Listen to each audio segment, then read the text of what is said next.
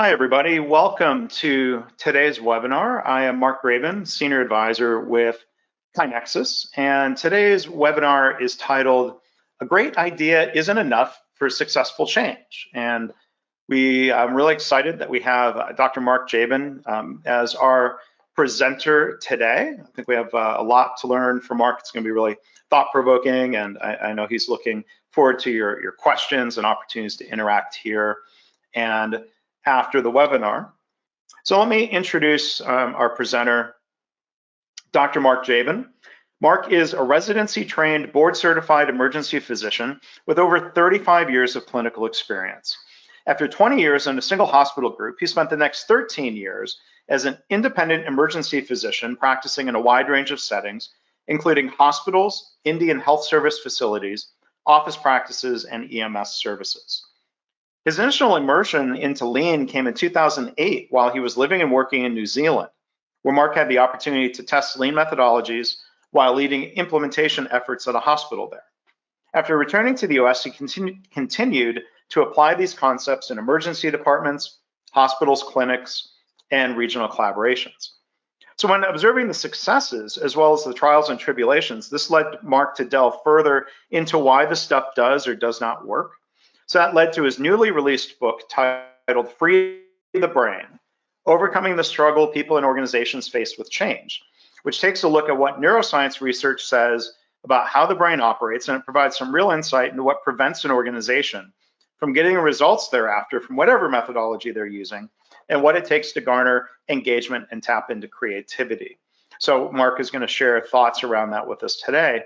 But final thing about Mark, he also works with individual physicians who are struggling with burnout. He works as a coach with thehappymd.com. This is an important mission. Works with organizations through presentation and training. So Mark's intersection between clinical work, coaching practice, and his book, Free the Brain, I think it really helps with our understanding around why change can be so challenging and yet so rewarding. So with that, Mark, I will hand the floor over to you. Thanks for being here today.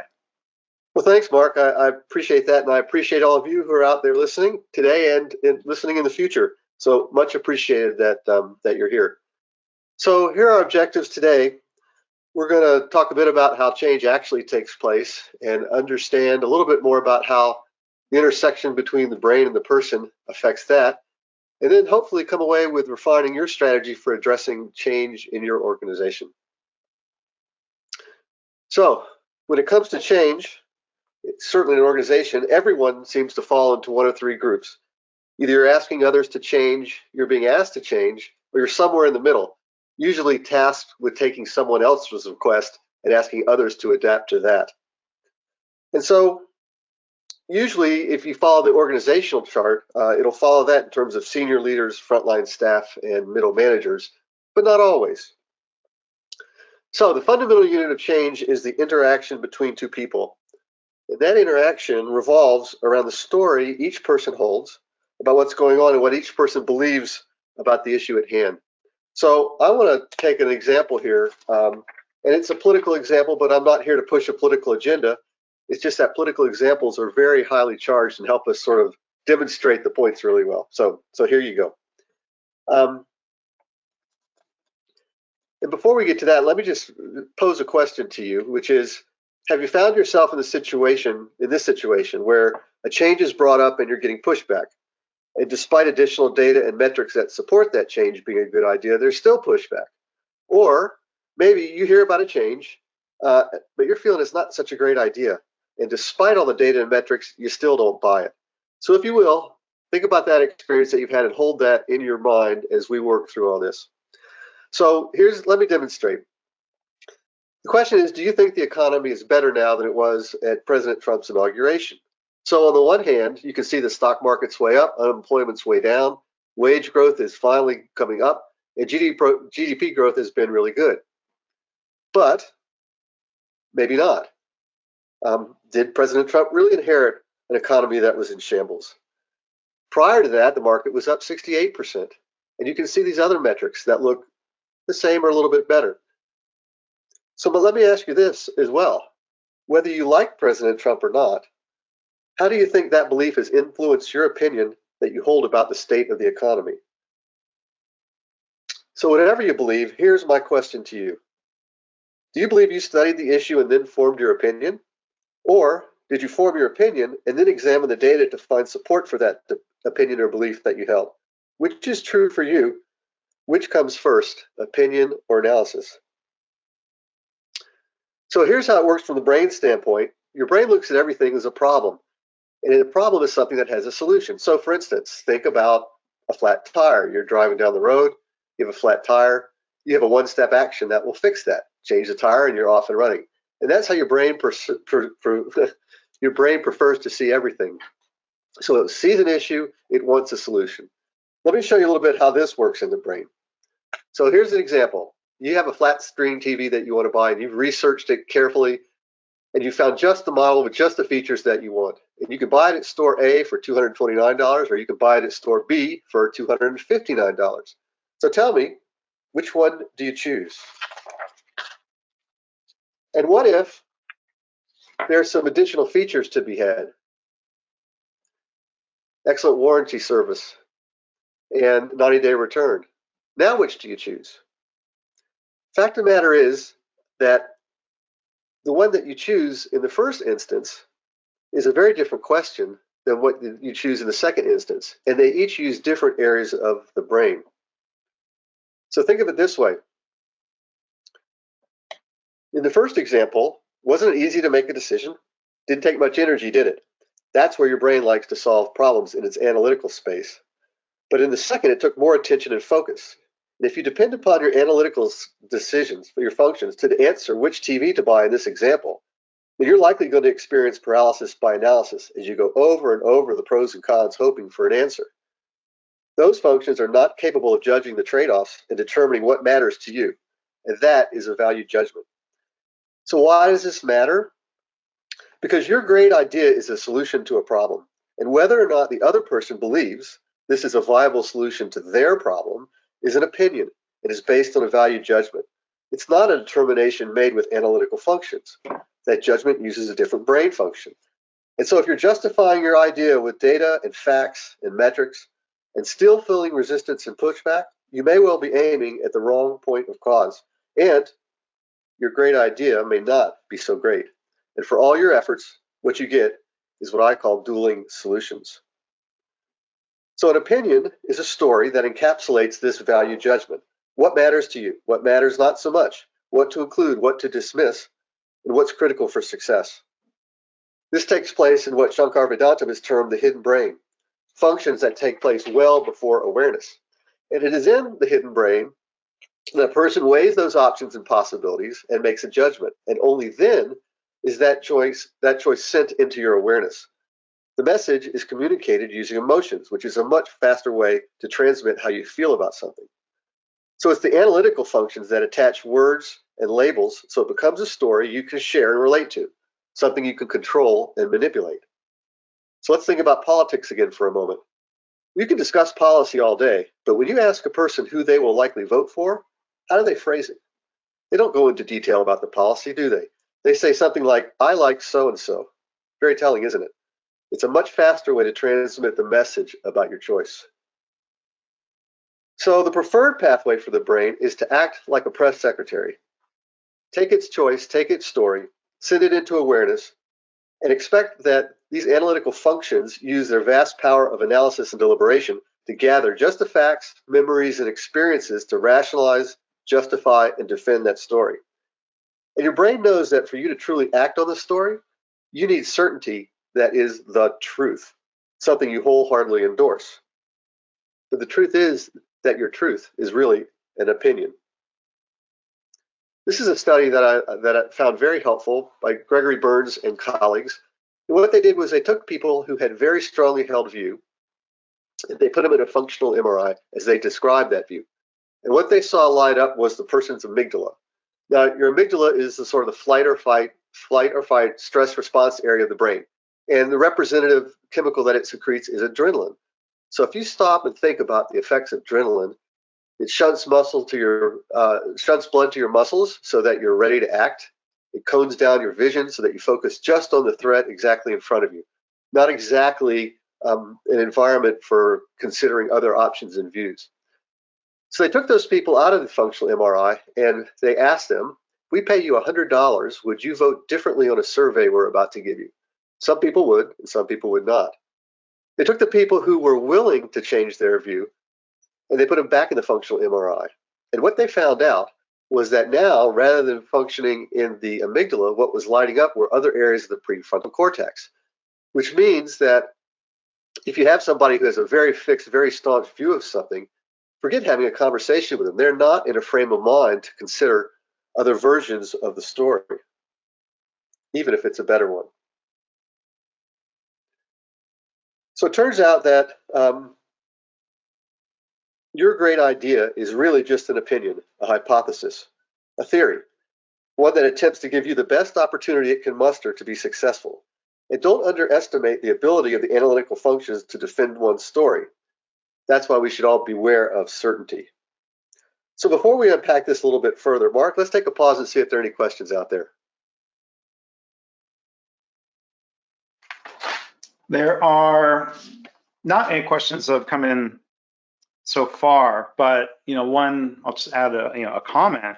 I think one thing that really resonates with me is chuckled when you said be like a press secretary, rationalize, justify, and defend, because I certainly see a lot of that behavior pop up in different ways in different organizations. And I think it gets in the way. I don't know if you're going to touch on this later. I think it gets in the way of good scientific problem solving. When we've made up our mind that something is a good idea, we're probably not in a position to feel like testing a hypothesis. We just want to plow forward and implement. So I'm curious if you could elaborate on some of that a little bit in like a workplace scenario that you're aware of. Yep, we're going there for sure. Okay, so I guess maybe it was just foreshadowing more so than a question. Yeah. Okay. All right. Right, let's push on. No questions coming in, but. Okay, good. So let's take this a little bit deeper to give you a little bit better understanding about what's actually happening in there. Because this is what your hidden brain does when it forms its story. It does this by examining the circumstances and looks into his storehouse of patterns, hoping to find one it can match with the circumstances at hand. And why? Because it takes less energy to do that. No reason to reinvent the wheel unless you have to. And here's an important thing. It doesn't need to be a perfect fit. As far as your brain is concerned, close enough is good enough. And I'll give you an example of this. If you've ever watched Wheel of Fortune, they put up letters one by one. The person doesn't have to see the whole thing to get the answer, do they? They just need to see a pattern there, enough of a pattern that they know the answer. So it's very interesting that there was an event in March of 2019 where the letters up on the screen spelled out a streetcar NA-ED desire. That's what was up there. One letter left. The guy spun and he got $600. Pat Sajak asked him, what's the answer? And he said, K. And there was total silence in the audience, and Pat Sajak was dumbfounded because everybody knew it should have been M, a streetcar name desire. So your brain gets it right most of the time, but not every time. So the question then is, how does it do this?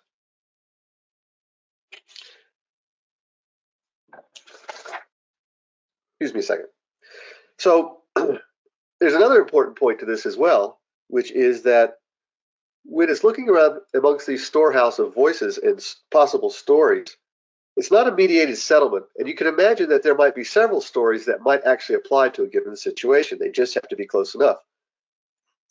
But it's not a mediated settlement. It's the loudest voice wins. And here's an important point, because those other voices are still in there.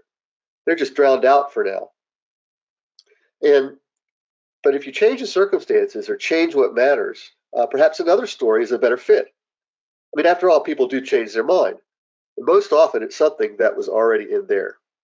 So what gives one voice helps one voice be louder than the other? Well, that depends on its notion of success and what it fears if it fails. And it doesn't reinvent the wheel here either. It looks at what I call its worldview or ideology. This is how you believe the world works, and the rules used to navigate it.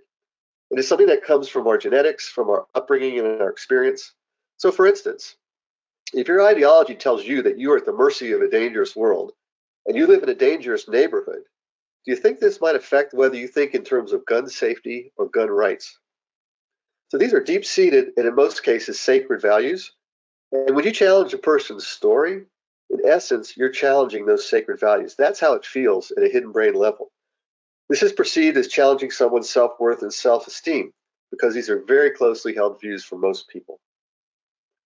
So the brain then takes that tapestry and it weaves into it the particular concerns for the given issue at hand.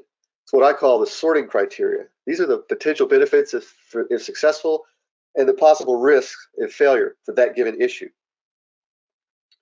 And some of these concerns, of course, we're well aware of. So think about metrics in your organization. But what the hidden brain is doing is really prioritizing amongst all the criteria to decide which ones matter the most. That's what becomes the loudest voice. That becomes the story that addresses the matrix of concerns close enough. So the result of applying one's foundational rules, what I call the worldview or ideology, against the possible benefits and risks of the particular issue, what I call the sorting criteria, is what determines what success means in that situation. So that notion of success the story revolves around that notion of success. And success is in the eye of the beholder. It's a value judgment. It's not an analytical equation. And success is the representation of the world as I want it to be. Instead of the analytical functions to fill in the details, symbol just supports the story and dismiss that which does not. The goal is an opinion which provides certainty and a solution that will deliver on that story. And that's your great idea. So tell me, what is the chance that in the fundamental unit of change, each person's story overlaps exactly? What's the chance that one person needs to be successful fits perfectly with what the other person needs? What's the likelihood that they are being judged upon is exactly the same for each person? And I'll give you a hint here. It's a four-letter word. It starts with Z and it ends with O.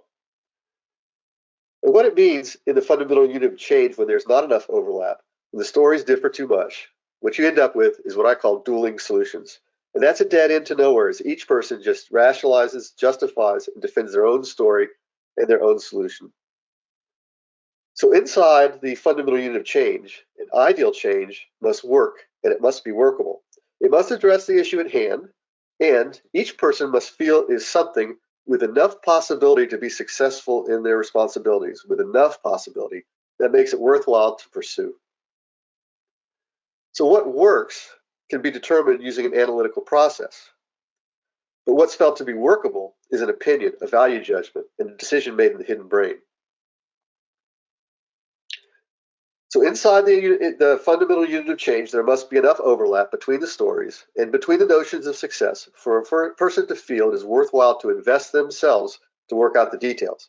Your idea of a change may work perfectly for you, but it may not be ideal for the other person. So certainty is a red flag.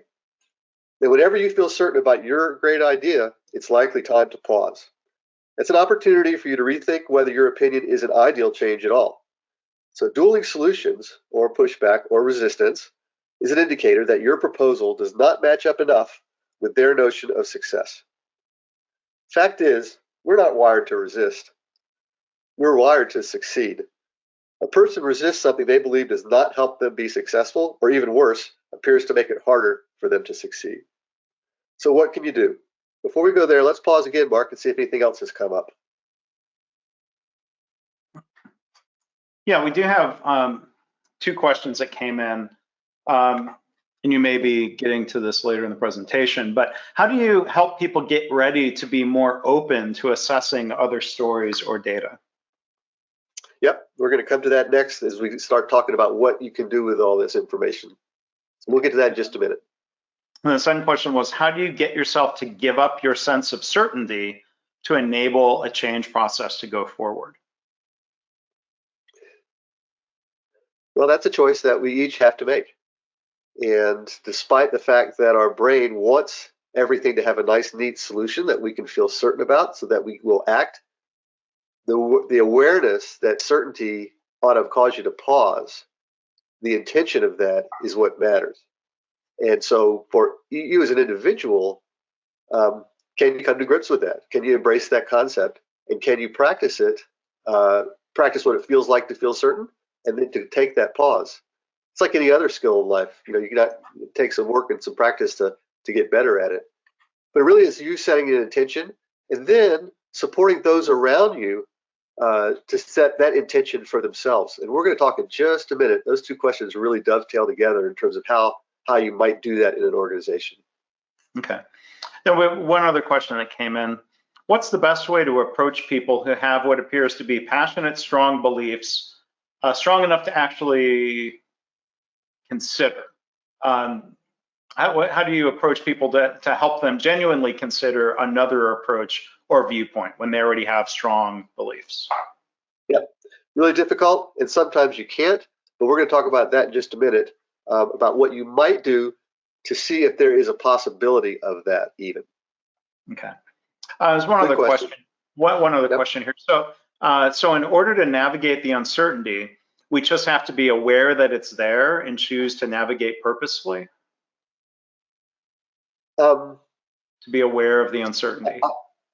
Yeah, so I think, that is the primary function that our brains have to tackle, which is how to act in the face of uncertainty, because everything is uncertain. That's why the brain doesn't need a full picture in order to act. It just needs to see enough. So that is the underlying condition, human condition. We just prefer to not think of it that way because that's maybe too scary or maybe too amorphous or maybe too ambiguous. Again, your brain wants to act and it wants to be very certain about that action. So yes, it is an intention and it's awareness. Okay, I think that's all the questions we have for right now. Okay, all right. So let's dive into what you can do with what we've talked about. So here's the first thing. Change is not a noun. It's not a thing. It's a verb. It's a process that takes active energy despite what your brain prefers.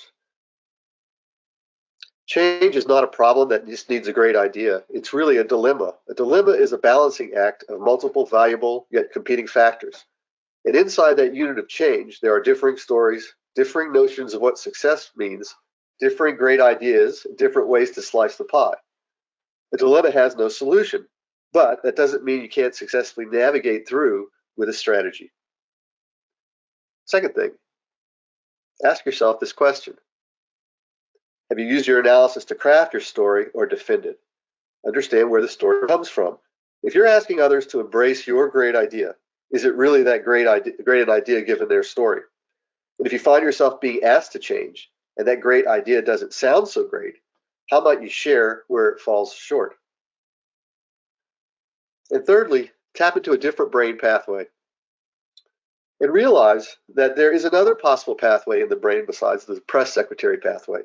But it takes a lot more energy, so it's not the preferred pathway. Here, the hidden brain does its thing and passes the story to the analytical functions. But rather than play press secretary and feel certain, the brain is not fully convinced this is the best version. So what you feel is ambivalence. Now, instead of acting like a press secretary, those analytical functions act like an analyst, searching for new data, new perspectives, and new aspects that either maybe weren't considered or maybe weren't weighed as heavily as they might have been. And here's what's really key about this. Those analytical functions can't make the decision about what matters. But what they can do is feed their information back to the hidden brain, which must now consider this new information and decide to either A, defend the current story, or B, go in search of a better version. Now the processing has moved from the amygdala to the prefrontal cortex. And now the brain is in a frame of mind that says it's worthwhile to spend the extra energy, attention, and focus to figure it out. And this feedback loop goes over and over and over until a satisfactory story is found. Now what you feel is good, satisfied, at peace, and ready to move to the next step. So the question is, what does it take to activate this pathway instead? Well, it takes a catalyst, something that causes one's mind to pause and question. And often in organizations, people believe that if they just present the issue correctly, say just the right words, or just demand it be just so, that should be enough for people to follow the world as they want it to be. But the truth is, we cannot craft a catalyst. It's just not possible to know what is meaningful enough for another person to be willing to challenge their story and reconsider their sacred values. And it's not just the world as I want it to be. There's also the world as it is. And the wider there's a discrepancy between the two, the less likely is a person to play ball. This is when people feel hypocrisy and unfairness. So realize that when your great idea is introduced, an opinion and a corresponding story have already been formed before you even talk about the details. The hidden brain has already sent its message. This is good, this is bad, or I'm not sure. And their analytical functions have already assembled the facts, memories, and experiences that support that feeling. So if someone's worldview is a glass half empty, they already know why it's a bad idea. And if they look at the world as a glass half full, then they're looking about all the ways it might be helpful. And I'm sure that you've seen those sorts of responses in both directions. And a large part of this story is because of what each person in the fundamental unit of change feels about each other.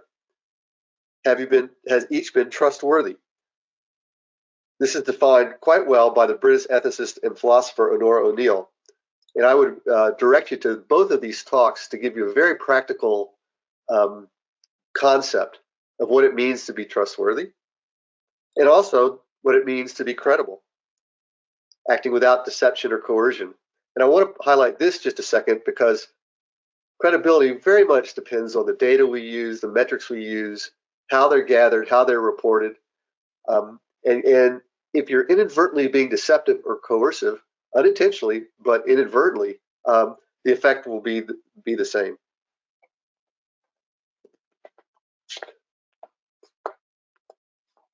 And what I'll tell you is that if the answers about your trustworthiness and credibility are no, go back just a second, then that great idea that you have will never be heard, even if it's a truly great idea. And I'm sure you can recognize those sorts of challenges from your own experience. Continuous improvement methods can be applied to work out the details of a great idea, but it will never get there if the other person does not feel their back is covered, if their notion of success is not incorporated into the story. So understand something, which is that you cannot convince anyone of anything. Only their hidden brain can weigh the parameters and make the decision if you and your great idea are worth expending energy to be part of.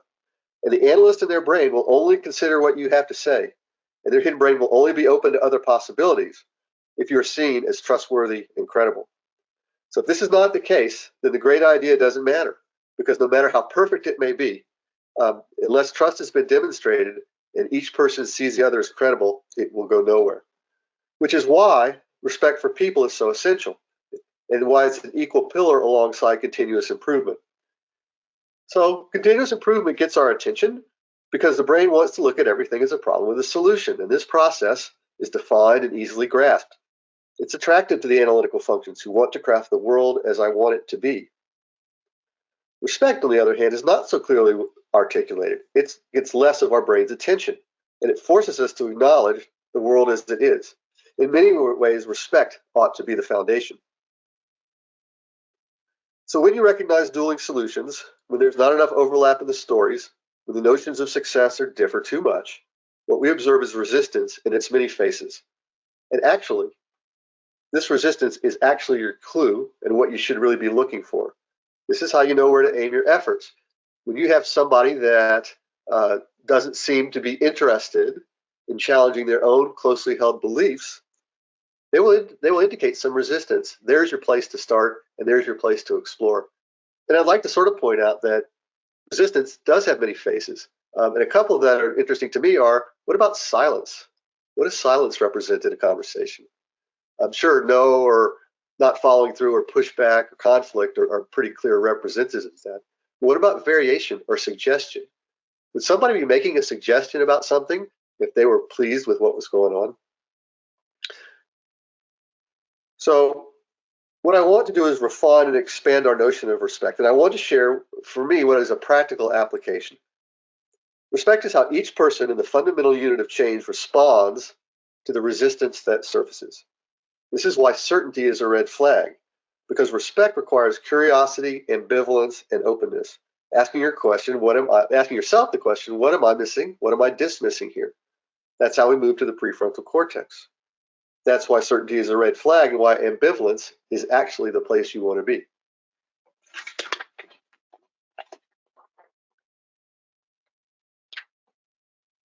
So you can't manufacture a catalyst, but you can create the conditions where a catalyst can be effective for a person, where it can be seen for what it is.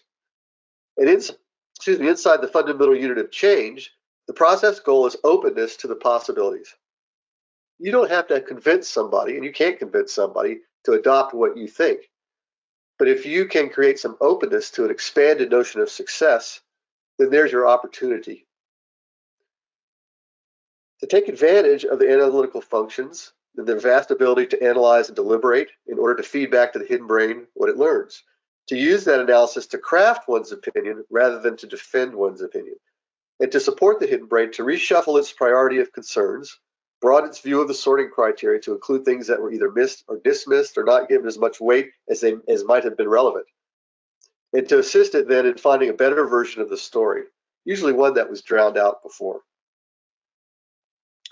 So now, instead of a focus, the preferred pathway in the brain, which wants to go straight to the choice, the application of respect surfaces differing notions of success, what each person needs the great idea to be or not be, what each person needs the choice to do or not do, what success looks like, and that culminates in a shared outcome. By the way, this is why you have to commit to the left side of the A3 before going to the right. Change the sorting criteria and the story changes. Change the story, the desired outcome changes. Coalesce these into a shared outcome, and the truly great idea can emerge as an ideal change. And this is not the preferred path our brain wants to take, but it will not go there unless it sees the benefit in doing so. But through repetition and practice, the brain can gain the experience and feedback to realize that when working with another in the fundamental unit of change, this preferred, non-preferred path is the way to get to the best possible choice for both people, all things considered in the given conditions, or at least to avoid a misguided choice, which is one that could have been seen in retrospect not to have been the best one. So here's an example of such a routine. It's called the engagement kata. And you'll notice that there are 3 R's: recognize, respond, and reconcile. And if you'll note, the questions are posed in just a fashion to invite a response. They don't challenge a person's sacred values.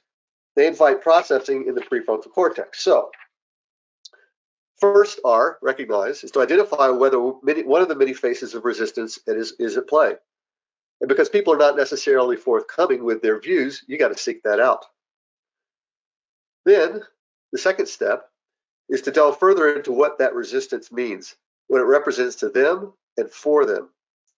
Looking for insight not just from the analytical functions, asking what doesn't work, but to their notion of success, what doesn't work for them, and to their hidden brain. And then asking how you might be inadvertently contributing to the resistance that they're expressing. Finally, together agreeing on the next step that is acceptable completes the kata. And when change efforts struggle, it may not be because the methodology failed. It may very well be because the methodology never had a chance to be deployed in a way that could work. The great idea never had a chance. The engagement kata should open the door so whatever methodology you use has a chance to deliver. So where does creativity fit into all of this? If you believe that creativity and innovation are important for your organization's success, understand where that comes from. The definition that I like is the connection of previously unconnected thoughts. And that's a very energy-intensive affair for the brain. It will only go there once it has exhausted all the other known possibilities without finding an option that works and is workable. So the path to innovation goes straight through the non-preferred pathway. So if you want to encourage creativity, encourage working through the known options step by step, multiple iterations of the feedback loop in the brain. Take advantage of that. When people are on board with a destination that has enough potential for success, that shared outcome, they will invest themselves to work through the possibilities and experiment with the options. And when none are satisfactory, the brain will go to its creative spaces to find it. So foster the process and trust the brain will tap into the creativity when it needs to. So I want you to think back to the experience we started at the beginning, situation that you thought of yourself in. And I'm wondering if you see what's going on there now. And I'm wondering what you've learned here today and what your next step will be. And Mark, we can open it back up to some questions. Sure thing. And I'll invite people who had asked questions earlier, if you've got a follow-up or want clarification on anything, please go ahead and enter those questions. And Mark, let's see, this is, so let's go ahead and let's do the announcements, if you can advance the slide. Do a few announcements like we normally do to let more questions come in. We'll have a lot of time to address those and continue the conversation. So if you can advance the slide, please. We want to tell you about our next webinars. The next presentation webinar is going to be on April 8th. It's titled Coaching Strategies for Leaders. It's going to be presented by Steve Kane. He's with our friends at Gemba Academy. We like their trainings, their website and their training quite a bit. That's going to be at 1 o'clock on April 8th. You can register for that right now, or maybe better yet, after the webinar. Immediately after the webinar, you can go to kinexus.com/webinars and register for that. That is open to all. And then if you are a KaiNexus customer, on March 12th, we're going to have the latest KaiNexus training team office hours. And then the registration will be available soon. On March 13th, Greg Jacobson and I are going to do another edition of our Ask Us Anything webinar series. So that's webinars. And then we also have some other resources that we'd like to tell you about. If you can advance that, please.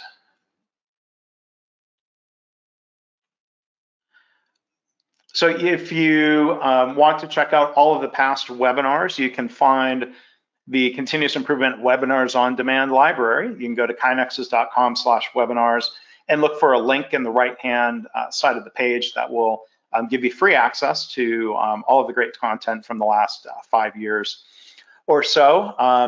And then you can, we invite you to check out our blog, which you can find at blog.kinexus.com. We also want to tell you about our podcast series. If you can go, okay, there we go. You can find this at kinexus.com/podcast. You can find it through Apple, Google, Stitcher, Spotify, probably any of the places that you would find, listen, and subscribe to podcasts. If you want to revisit the audio from Mark's presentation today, that will be added to the podcast feed later today or tomorrow, and you can find the Ask Us Anythings. You can find all sorts of conversations and content there in the podcast. So I invite you to check that out. And if you're already a subscriber, please rate and review the podcast.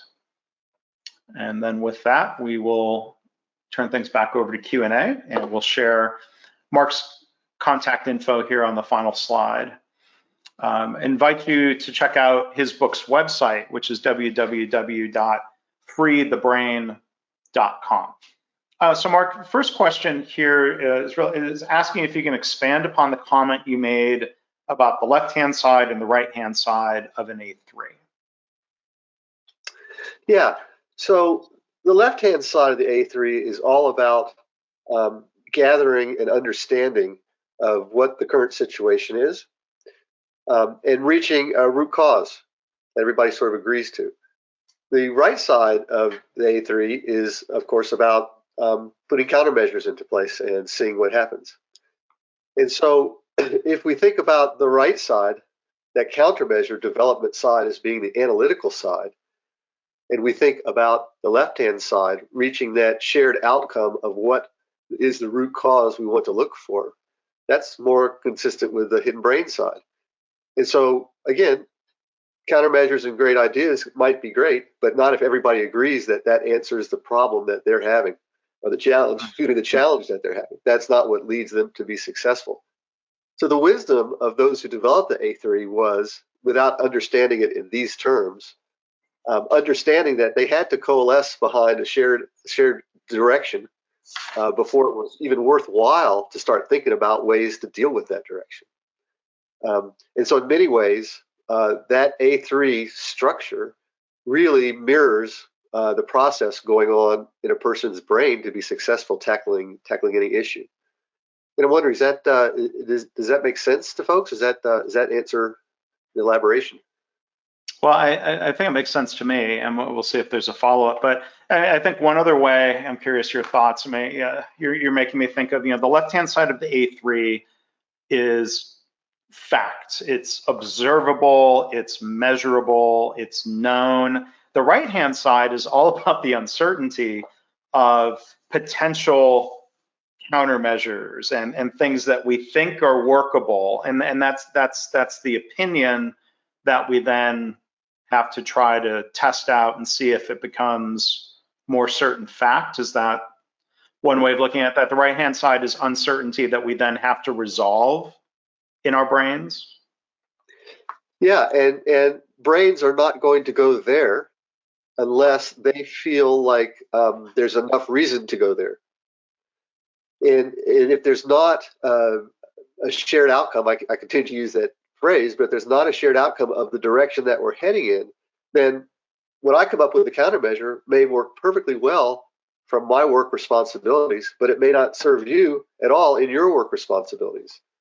So that left side, which is gathering the fact, gathering what's visible, is really about understanding what each person needs to be successful in their responsibilities, so that when they come together to work on those countermeasures, they're all coming off the same page with the same criteria for what success will actually turn into, what it actually means. What do you think about that, Mark? Yeah.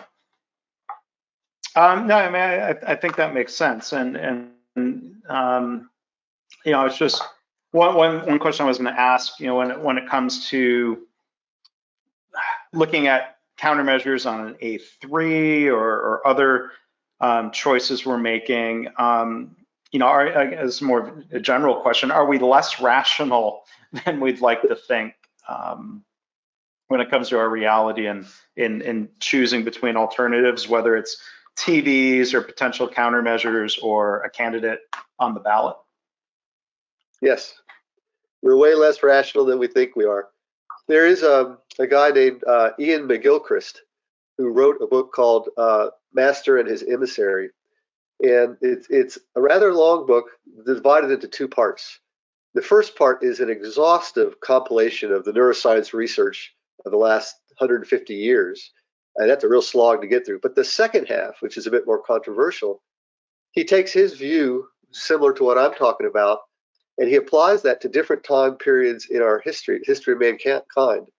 And what he finds is that at some times, societies are very focused on this world as I want to be approach, and other times it's way less so. That sometimes it's better balanced. And he makes the case that since the Industrial Revolution, we have been very focused on the quote unquote world as I want it to be perspective, which has really been good for us. I mean, if you think about clean air and clean water and developments and technology, that's all people taking the world and making it the world they want it to be. But that's not come without some problems, pollution, genocide, disease, whatever. So there's a balance there. And I think that we are probably have overshot the mark in terms of our reliance on big data. And you may notice that inside of healthcare organizations, there's tons of data, reams and reams and reams of data. And what do we do with all that? What's it worth? What's the meaning of this stuff? How do we aggregate that in a way that's meaningful? So I think we are way less rational or we should be less rational than we are. And we need to be able to tap into those creative spaces, into those spaces where we really determine what matters, and let that drive how we want the world to be, as opposed to the other way around. So I think when it comes to choices, and just watching this election is just a perfect example that you can translate into your organization. Look at how people are making their decisions. And that's what happens in your workplace. You're trying to get people to do something, and it doesn't help them, or they don't see that it helps them be more successful than what they're doing right now. They're not going to expend a whole lot of energy to go there with you. So I think, and that's all sort of I don't really like to use the terms irrational and rational. I like to use sort of analytic and opinion. Those are all opinions, and those are happening in a space of brains that we're not privy to. So Yeah. yeah, I agree. Yeah, I mean, irrational kind of sounds like an insult. Or I think there's this bias, like, oh, well, we should be rational. Right. Well, that's the myth from Plato. Mm-hmm. You know, Plato had, if you've ever seen the image of Plato's chariot, which has a chariot driver on the back with the whip directing the twin horses of emotion and desire. Mm-hmm. And the thought is that if we can just only rein them in, only control them, we'll be better off. Mm-hmm. But the fact of the matter, that's probably a myth that has not served us well for the last 2,000 years. Yeah. There's a quick follow-up here. What was the name of the book that you referenced? Let me make sure I got it right. It's Master and His Emissary. Master the author's name. Master Yep, and Master and His Emissary. And the author is Ian McGilchrist. Okay.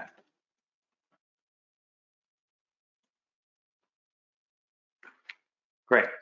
So we had some other questions here.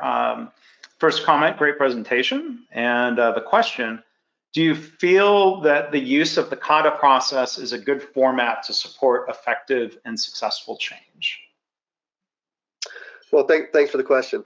So, you know, the way that our brains work is, and you can think about this, like the last time that you tried to learn a new piece of software, right? So for the first period of time, you were having to focus on every click and every step. But after a while, what happens is that just sort of gets ingrained and moves into your hidden brain where you don't have to think about it as much. That only happens with practice. And, you know, there's a common phrase that we use a lot in coaching, which is, and you may want to, I'll start this phrase and you guys out there may want to complete that. And Mark, maybe you'll complete it, which is that practice makes what? What would you say, Mark? Yeah. And that's a myth. Practice doesn't make it. Yeah. Practice makes better. And so something like a kata or any sort of routine allows you to focus on learning the steps in a straightforward manner so that your brain can encompass that and eventually move it into the hidden brain where you don't have to spend so much time working on it.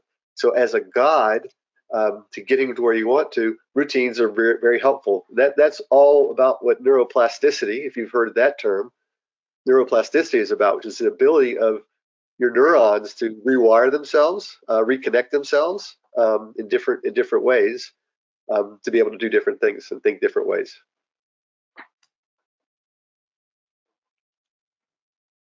So let's see, we've got another question here. For clarification, the basic flow to inspire change is respect plus credibility equals change. I'm looking to simplify it as much as I can for my notes. Yeah, right. So again, if you want to establish a foundation where you can even practice respect as I define it, you have to be seen as being both trustworthy, as a track record of trustworthiness, and also be credible on the particular issue at hand. You got to have both. And that gives you the opportunity to practice respect, which is I'm defining as, you know, how I deal with the other person's resistance. And the major tool that I use to practice respect is curiosity. And my goal is to just create some openness to a different way of thinking about things, to a different way of, to that expanded notion of success.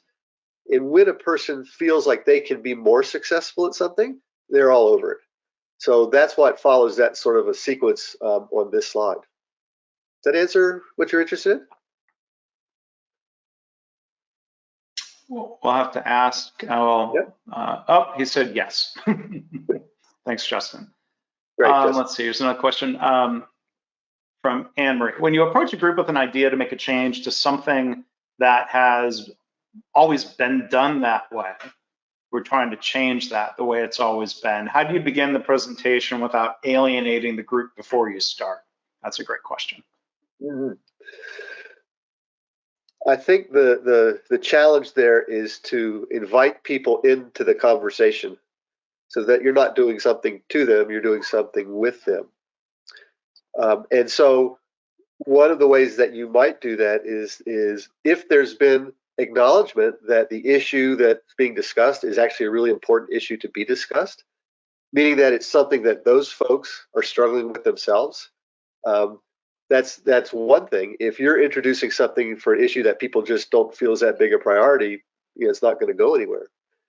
So one is approaching that, looking for to create this openness, and that really comes down to what people view their notion of success as. Do you know what that is? Do you know what they're thinking? Do you know what's important to them? Do you know what they're struggling with? And then you can present your idea as an idea, not as something that's going to be written in stone. All the while trying to invite that sort of openness that will create the opportunity for the conversation around that. If you ever get stuck talking to another person or talking to a group of people, drop back to what is success and how are people looking at that, because that's what drives their story. That's what drives what they are feeling. And what they're feeling is what's all important in that situation. Yeah. So what I would say is, if you find yourself in that position, pause, think about what success is for you, think about what success is for them, and can you merge those into a shared outcome? And then you can talk about the idea of what might deliver on that shared outcome. Yeah. I think, and so Anne-Marie says, great advice, thanks. I mean, what you're saying, Mark, I'll just kind of build on it. I think there's a time when, I think we get into trouble when people jump into convincing people to try a solution instead of stepping back. And I think one of the great things about the A3 approach is, it's meant to be, the A3 template is something we use to help gain alignment, get everyone literally on the same page around the problem statement. I think one lesson I've learned sometimes the hard way is that if we can't get agreement that there's a problem, it's probably a waste of time to start talking about and debating and brainstorming solutions. And especially if you think about, everybody has a ton of problems they're dealing with. So they're all prioritizing those problems. That's very much a hidden brain sort of function that they may not necessarily even be fully aware of themselves in terms of what's important. And so again, the brain wants to jump to the choice. That's the preferred method. It takes less energy to do. It's easier to do. And we can do that. But when we're working with somebody else, what our brain perceives as the great idea is not necessarily great for somebody else. So very true. And I think that's why, to me, the wisdom of that A3 is that it was split in half, and you got to do one side before you do the other, and not short circuit the process. Which is why that's essentially what we're doing here, is drawing the process to where it needs to get to, so that you can be successful when you get down to that ideal change. Yeah. And some of what you've been talking about today, I mean, it reminds me of Daniel Kahneman and his book, Fast Thinking, Slow Thinking, that the fast thinking is the pattern recognition, snap reflex, don't overexert our brain. Our brain wants easy decisions, as opposed to a slow thinking process that's more deliberative. Might be one way of putting it. I mean, I'm curious your thoughts or connections to some of that work. Yeah, I think one of the revelations for me is that in his terminology of fast and slow are not different functions in the brain. In other words, the hidden brain, the analytical brain are all working together, although separately. They're all working together all the time, whether we go fast or whether we go slow. It's just a matter of how each part is contributing. And so, it's not like you're being hijacked by the lizard brain. That's just not a really accurate way to think about it. If you feel like you're being hijacked by quote unquote emotion, understand that your analytical parts have already embraced that story, and they have already given words to that story, because they deal in words, and the hidden brain deals just in the feeling. So fast and slow is a very binary way to look at it, and to me, I think it's more of a fluid interaction, a feedback loop, if you will, going on all the time, until we get to somewhere where we're either at peace and feel good about it, or we're ambivalent about it, or we're quote unquote certain about it. Kahneman had a really interesting. They did a great experiment in which they took people, and just talking in terms of how people sort of interpret things.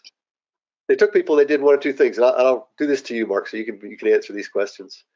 But they took people and they said to them, okay, I'm giving you $500. You have $500. It's yours to do whatever you want with it. Now No, I'm going thank to you. give you, so I'm going to give you an opportunity for a bet, though, Mark. And the bet is that if you win the bet, I'll double your money, and if you lose the bet, you give me back the 500. Which would you choose? Well, I guess I'd want to know what the like. Is it even odds flip of a coin, or what? What are the odds? What's the bet? Whatever odds you want them to be. Let's call it flip of the coin. Flip of the coin. Yeah, I'm probably happy with 500. No thanks. Yep. No thanks to the bet. Right. So, and that's how most people would answer that. It's that, a bird in the hand's worth two in the bush, so to speak. Well, the expected value of 0 or 1,000 is still 500, but I'll take the certainty of, well, I've got 500, so why risk it? Right. Why risk something that you already have that's valuable to you? Then they took the same people and they asked them a different question. All right, you're giving me $500. You're going to lose $500. That's it. Just accept it. Now, I'm going to give you a bet. And the bet is if you win the bet, you don't owe me anything. And if you lose the bet, you owe me twice as much. Now, which do you take? I don't want to lose twice as much. Well, I don't see. I don't. Yeah, I'm struggling with that one more. Do I take the certainty, or do I take the chance that I don't lose anything? That's hard. It's funny. That is more difficult to answer, at least for me, when it's framed as when the bird in the hand is a loss. Yeah. How would you expect people to answer that? Yeah. So most people take the bet. So think about it just a second. When we have something and we're afraid to lose it, we're risk averse. And when it can only get worse, we're willing to take the chance. So think about that in what you propose to somebody. If they've got a way that they do things that are, they may not be the greatest, but at least I know what that is. And now you challenge them to do something better or not, they're less likely to want to do that. They've got something to lose. Whereas if things are horrible and it can only get worse, why not take the risk? It's going to only get worse. Again, if you're approaching something with a group of people and they've got something that kind of works okay, they're going to be less likely to embrace a change than if things are just really horrible. They'll give it a shot. So that's an interesting experiment to think about in terms of how you approach someone else or someone in terms of where they're at in terms of this conversation about reaching a shared outcome and what that outcome needs to do or not do, what it needs to be or not be to be successful, and to garner their engagement, to be willing to spend the extra energy, to work out the details. Yeah. How about that? Very interesting thought experiment. Someone else answered, I feel like taking the bet and even chancing winning double money is better, because even if I lose, I'm back to 0, which is where I was in the first place. So basically no gain and no loss. Sure. And all I'm saying, when Kahneman and Tversky ran that experiment, it wasn't 100% for either of those, but more people tended to not take the first bet and to take the second bet. But if that's how you feel about it, right on. Well, good. Well, very, very interesting. And Mark, thank you for doing the presentation today. Thank you to everybody for the questions and all of the interaction that we did outside of the presentation. So Mark's email address was there on screen. He's getting to it. There we go. jabenmm@aol.com. If you've got other questions, or if you want to follow up with Mark, again, I invite you to go check out the website for his book, freethebrain.com. You can find the book on Amazon, and I'm sure you'll find, again, I point you to the website. So that's all for today. But again, Mark, thank you so much for doing this, and really enjoy it. There's a lot to chew on and a lot to think about. There's one other comment here, or somebody said, basically, my brain is hurting right now as I'm trying to absorb it. So I'll invite people. They can check out the recording. They can listen to the podcast if second chance to let all of this sink in. But Mark, final thought before we close. Yeah, I'm not surprised that your brain is hurting. Over the last 10 years, mine's been hurting a lot, and I think a lot of this just challenges what our what the conceptual belief is about all this sort of stuff. So I would invite you to chew on this, let it sit for a while, get in touch with me if you've got some questions. Don't expect to grasp it all at once, but let it percolate in there. See what comes out. See how it affects what you do day to day.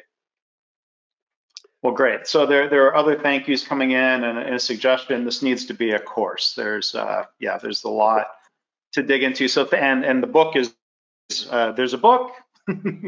But thank you, Mark, for a lot of thought starters, and we'll have to think about this more and read the book and figure out on our own how to apply this to what we're doing. So again, Mark, thank you very much. Well, thank you, Mark, and thanks to all of you guys for being along on this ride. Much appreciated.